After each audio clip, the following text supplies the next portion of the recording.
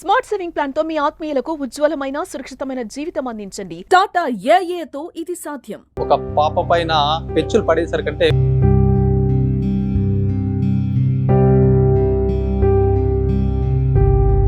పైన ఉన్నటువంటి పెచ్చులు కూడా ఆ బాబు పైన పడ్డా.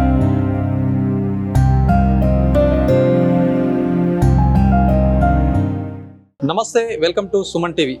నిజామాబాద్ ప్రభుత్వ జనరల్ ఆసుపత్రిలో ఒక పాప పైన ఉన్నటువంటి పెచ్చులు పడేసరికంటే పాప కొద్ది అప్పట్లకప్పుడు కూడా ఆమె పైన పడడంతో కూడా కొద్దిగా గందరగోళమైనటువంటి స్థితి అయితే ఏర్పడింది. అప్పుడే అక్కడ ఉన్నటువంటి పేరెంట్స్, ఆ పాప వాళ్ళ పేరెంట్స్ కూడా ఇమ్మీడియట్లీగా డాక్టర్ సమాచారం అందించడం, అప్పుడు వాళ్ళు స్పందించడం, మొత్తానికైతే పాప పరిస్థితి బాగా ఉంది. ఒకటి మనం చెప్పాల్సింది ఏంటంటే, ముఖ్యంగా కూడా నిజామాబాద్ ప్రభుత్వ జనరల్ ఆసుపత్రిలో కూడా గత కొన్ని రోజులుగా డ్రైనేజ్ వ్యవస్థ కావచ్చు, ఇటు ఇంటర్నల్గా ఉన్నటువంటి కొన్ని సమస్యలు అయితే వేధిస్తున్నటువంటి పరిస్థితి. గతంలో మంత్రి దామోదర రాజనరసింహ సైతం కూడా ఆసుపత్రికి వచ్చారు. ఆ నేపథ్యంలో కూడా అక్కడ ఉన్నటువంటి పరిస్థితుల పైన కూడా ఆయన సీరియస్ అయినటువంటి నేపథ్యం.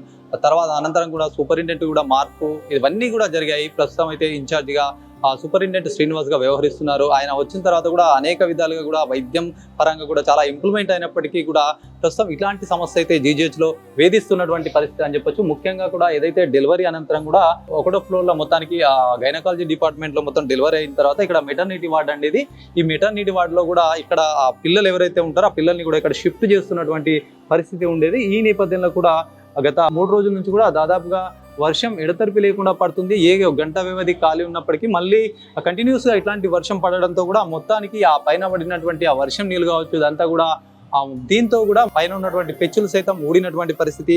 ఆ ఊడేది అక్కడ మనం చూస్తున్న విజువల్స్ లో కూడా అక్కడ 10వ నంబర్ 10-11 మధ్యలో 10వ నంబర్ బెడ్ 11వ నంబర్ బెడ్ పైనటువంటి ఆ ఏరియాలో అయితే ఒక చిన్న బాబుకు డెలివరీ అనంతరం కూడా అక్కడ తీసుకొచ్చినటువంటి పరిస్థితి. ఆ నేపథ్యంలో కూడా ఈ వర్షానికి ఆ పైన ఉన్నటువంటి పెచ్చులు ఊడి కూడా ఆ బాబు పైన పడ్డాయండి.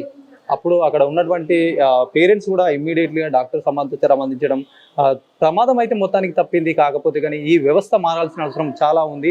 ముఖ్యంగా కూడా ఇమ్మీడియట్లీగా సూపరింటెండెంట్ తేరుకున్నారు.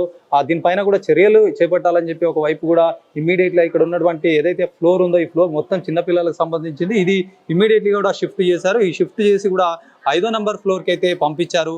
అది ఇమ్మీడియట్ ఇట్లాంటి ఘటన ఏదైనా అనుకోని సంఘటన జరిగినప్పుడు మాత్రం ఇమ్మీడియట్గా తేరుకున్నటువంటి సూపరింటెండెంట్ మొత్తానికైతే చర్యలకు సిద్ధం చేశారు. మొత్తానికి ఇట్లాంటి ఇబ్బంది ఎవరికి కూడా జరగద్దు. ఎందుకంటే వర్షాకాలం వస్తున్న నేపథ్యంలో కూడా అందరూ అలర్ట్గా ఉండాలన్న సంకేతాలతో సైతం కూడా 5th ఫ్లోర్కు మార్చారండి. మొత్తానికి ప్రస్తుతం అయితే ఇక్కడ ఎలాంటి ఇబ్బంది లేనటువంటి పరిస్థితి అయితే కనిపిస్తూ ఉంది. ఏదేమైనప్పటికీ కూడా దీనికి సంబంధించినటువంటి సూపరింటెండెంట్కి మనం ఫోన్ చేశాము. వాళ్ళ చెప్తున్న వర్షన్ ఏంటంటే, దీనికి సంబంధించిగా ఇట్లాంటి సమస్య వేధిస్తుంది, దీనికి TSMIDC అని చెప్పేసి ఆ పై అధికారులకు అయితే సమాచారం అందించాము. వాళ్ళు కూడా దీనికి సంబంధించినటువంటి చర్యలు కూడా తీసుకుంటాము. దీనికి ప్రాసెస్ ఉంటుంది కాబట్టి ఈ ప్రాసెస్ అంతా కూడా పై అధికారులకు అయితే చెప్పాము. వాళ్ళు త్వరలో దీనిపైన కూడా చర్యలు తీసుకున్నా, అంటే దీనికి కవరేజ్ ఏర్పడే విధంగా కావచ్చు, ఇటు డ్రైనేజ్ సమస్యలు సైతం కూడా గత కొన్ని రోజులుగా వేధిస్తున్నప్పటికీ ఇవన్నీ కూడా ఉన్నత అధికారులకు సమాచారం ఇచ్చామని చెప్పేసి చెప్తున్నారు. ఏదేమైనప్పటికీ ఆ పాప త్రుటిలో ప్రమాదం తప్పిందని చెప్పొచ్చు. ఒకవేళ పెద్దగానే ఏమైనా పడింటే కనుక ఆ పాప పరిస్థితి ఎట్లా ఉండదో ఒకసారి అర్థం చేసుకోవచ్చు.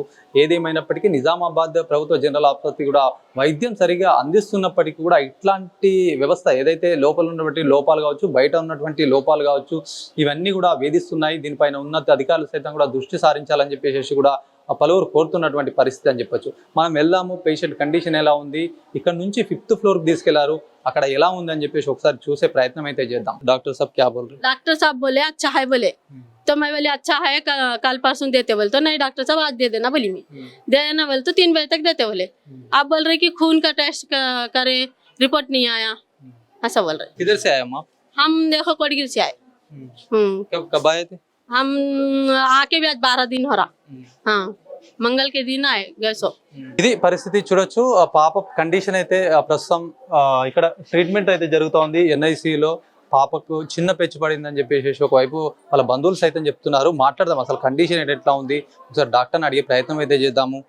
సార్ నమస్తే, చెప్పండి ఏంటి సార్ అసలు పాపకు అసలు ఈ ఇన్సిడెంట్ ఎట్లా జరిగింది సార్? నమస్తే అండి, నా పేరు డాక్టర్ సాయిరామ్ అండి. నేను ఇక్కడ RMOగా వర్క్ చేస్తున్నాను అండి, గవర్నమెంట్ జనరల్ హాస్పిటల్ నిజామాబాద్ లో. 2 రోజుల నుంచి మీకు అందరికి తెలిసిందే, గత 2 రోజులుగా భారీ వర్షాల వల్ల అక్కడ పెచ్చు కొంచెం ఊడి లైట్ గా వర్షం పడడం వల్ల మేము ఆ బెడ్స్ నుంచి పేషెంట్స్ ని మాక్సిమం అయితే మొబిలైజ్ చేసామండి other part of the ward కి. కానీ తెలియక వీళ్ళు పేషెంట్ పాపని బెడ్ ఖాళీ ఉండడం వల్ల అక్కడ పడుకోబెట్టిన నేపథ్యంలో ఈ ఇన్సిడెంట్ అయిందండి. అదృష్టవశాత్తు పెద్ద భారీ డ్యామేజ్ ఏం అవ్వలేదండి. చిన్న పెచ్చు పడడం వల్ల పాపకు కానీ మదర్కి కానీ పెద్ద ఎటువంటి భారీ డ్యామేజ్ అవ్వలేదండి. చిన్న చిన్న గాయాలతో బయటపడ్డారు. రైట్ నో పాప అయితే ఎన్ఐసీలో ఉంది, అబ్జర్వేషన్లో ఉందండి. పాప అండ్ మదర్ ఇద్దరు కంప్లీట్గా హెల్తీ కండిషన్లో ఉన్నారండి. అంటే ఇప్పుడు అది జరిగిన తర్వాత మీరు ఎట్లాంటి చర్యలు ఏర్పాటు చేశారు? ఇట్లా ఒకరికి జరిగినప్పుడు మీరు ఇమ్మీడియట్లీ ఏమన్నా అప్రమత్తమయ్యారా? అది మాకు తెలియగానే మేము ఇమీడియట్గా మా సూపరింటెండెంట్ సార్కి ఇన్ఫర్మేషన్ ఇవ్వడం జరిగిందండి. ఎంబడే రెస్పాండ్ అయ్యారు. ఈ నేపథ్యంలో రెస్పాండ్ అయ్యి ఇమీడియట్గా అయితే అక్కడ నుంచి పేషెంట్ని అదర్ సైడ్ ఆఫ్ ద వార్డ్కి షిఫ్ట్ చేయడం జరిగిందండి. తర్వాత ఇమీడియట్గా నైట్ అంతా ఉండి మేము వేరే వార్డ్, వీళ్ళకి సరిపడా వార్డ్ వెతికి అండ్ గైనకాలజీ అండ్ ఓటీకి లేబర్ రూమ్కి దగ్గర ఉండే ఇంకో వార్డ్ వెతికి అక్కడ షిఫ్ట్ చేయడం జరిగిందండి. మార్నింగ్ రైట్ నో అందరూ 5th ఫ్లోర్ వార్డ్కి షిఫ్ట్ చేసామండి. 5th floor post of ward అక్కడికి షిఫ్ట్ చేయబడింది. మీరు ఇందాక చూసారు ఆ వార్డ్. ఇప్పుడైతే ఆ వార్డ్ అయితే చాలా బాగుందండి. అక్కడ వాటర్ లీకేజ్ కానీ సీపేజ్ ప్రాబ్లమ్స్ కానీ ఏం లేవండి. ఇప్పుడు ఈ పాప అంటే ఎన్ని రోజులైంది డెలివరీ అయిన తర్వాత? ఎన్ని రోజులకి ఇట్లాంటి ఇన్సిడెంట్ జరిగింది? డెలివరీ అయితే 3-4 days అయిందండి. పోస్ట్ డెలివరీ 4th డే అట్లా అయిందండి ఇన్సిడెంట్. మొత్తానికి ఇప్పుడు పాపకి ఏమి ఇబ్బంది లేదు. వాళ్ళ మొత్తం పేరెంట్స్ కూడా మళ్ళీ ఇచ్చే ప్రయత్నం ఇప్పుడు ఇక్కడ ఉన్నారు కదా, ఇక్కడ నుంచి వాళ్ళకు ఇచ్చేస్తారు. ఇచ్చేసాం. పాప అయితే రైట్ నో బాగానే ఉన్నారండి. అబ్జర్వేషన్లో పెట్టాము అంతే.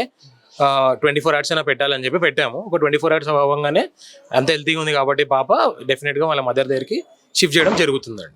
ఇది చూడొచ్చు. మొత్తానికైతే పాప పరిస్థితి ఏమి ఇబ్బందికరంగా లేదు, బాగుందని చెప్పి డాక్టర్స్ అయితే చెప్తున్నారు. ముఖ్యంగా కూడా ఇట్లాంటి ఘటన జరగద్దు, ఎందుకంటే వర్షం ఇప్పుడే ప్రారంభమైంది. అన్ఎక్స్పెక్టెడ్ కూడా 10 రోజుల తర్వాత పడే వర్షం కూడా ఇప్పటికే వర్షాలు అయితే నిజామాబాద్ జిల్లా వ్యాప్తంగా దంచి కొడుతున్న నేపథ్యంలో కూడా ఈ వర్షం పడిన నేపథ్యం పాపకు ఇబ్బంది తలెత్తినటువంటి నేపథ్యంలో కూడా ఇమ్మీడియట్గా చర్యలకైతే ఉపక్రమించారు. అయితే 1st ఫ్లోర్ నుంచి కూడా 5వ ఫ్లోర్కు షిఫ్ట్ చేసి ఎలాంటి ఇబ్బందులు లేకుండా కూడా అందరినీ కూడా షిఫ్ట్ చేశాము.